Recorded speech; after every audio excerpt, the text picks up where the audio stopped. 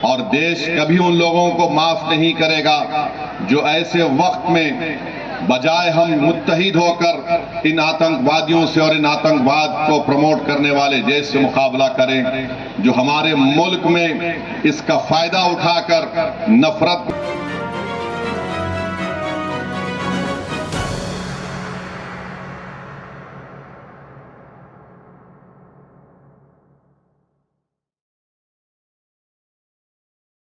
AIMIM supremo Asaduddin Owaisi 2 दिनों से बिहार दौरे पर है, जिस क्रम में ओवैसी पूर्वी चंपारण के ढाका में पहुंचकर एक जनसभा को संबोधित किया।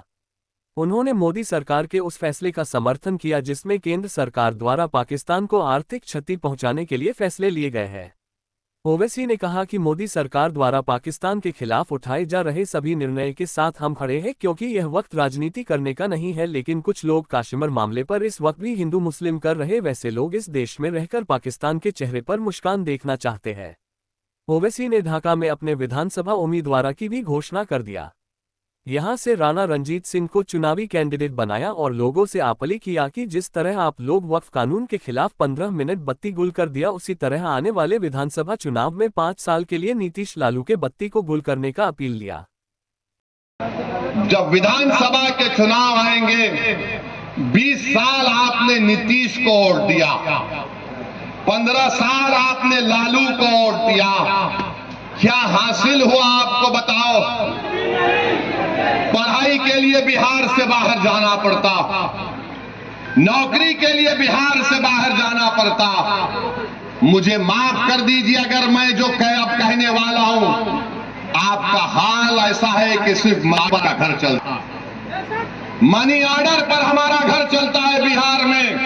ये 20 साल और ये 15 साल राजनीति करने वालों ने हाल हमारा कर दिया है। तो जब चुनाव आएंगे तो 15 मिनट के लिए बत्ती गुल नहीं करना, पूरे 5 साल के लिए बीजेपी के, नीतीश की और राजद की बत्ती गुल करना पड़ेगा आपको। आप करेंगे ना? कहीं जज्बात में आके हाथ तो नहीं उठा रहे? अगर आप वादा कर रहे हैं बत्ती गुल करेंगे इन लोगों की, तो मैं ढाका की जनता को खुशखबरी दे रहा हूं कि हमने हमारे भाई राणा रंजीत को यहां से अपना उम्मीदवार बनाने का ऐलान किया। मैं बड़ी जिम्मेदारी के साथ जज्बात में लाए बगैर कह रहा हूं कि ये वक्त जवाब देने का है, ये वक्त सोचने का नहीं है। वरना याद रखिए, हर 6 महीने, हर 2 महीने के बाद ये आती हैं, या तो हमारी फौज या हमारी सीआरपीएफ के जवानों को या फिर मासूम कश्मीरियों को निशाना बनाती हैं। तो हम उम्मीद करते हैं कि हमारी हुकूमत इनके खिलाफ एक मौसर इक़दाम करेगी। जितने भी इक़दामात, जितने फैसले भारत सरकार ने लिए हैं, MIM पार्टी उसकी तायीद करती है। जैसे भी हो, पाकिस्तान को अगर कमजोर करने के लिए उनकी मईशत को, उनके इकॉनमी को कमजोर किया जा सकता है तो बराबर किया जाना चाहिए। और जो भी तरीक़ेकार हुकूमत इस्तेमाल करेगी, हम उम्मीद करते हैं कि आतंकवाद खत्म होगा। ये देश का मसला है, ये कोई सियासी मसला नहीं है, और लोगों को भी इस पर राजनीति करने की कोई जरूरत नहीं है।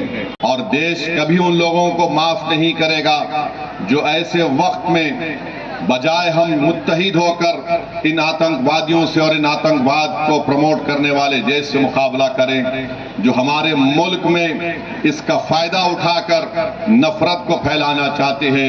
याद रखो, इस वक्त पर हमको नफरत नहीं, हमको अमन को और मोहब्बत को पैदा करना है, ताकि हम देश को मजबूत रख सकें। और जो लोग नफरत और जहर फैला रहे हैं, याद रखो, तुम LED और पाकिस्तान के चेहरों पर मुस्कुराहट लेकर आ रहे हो।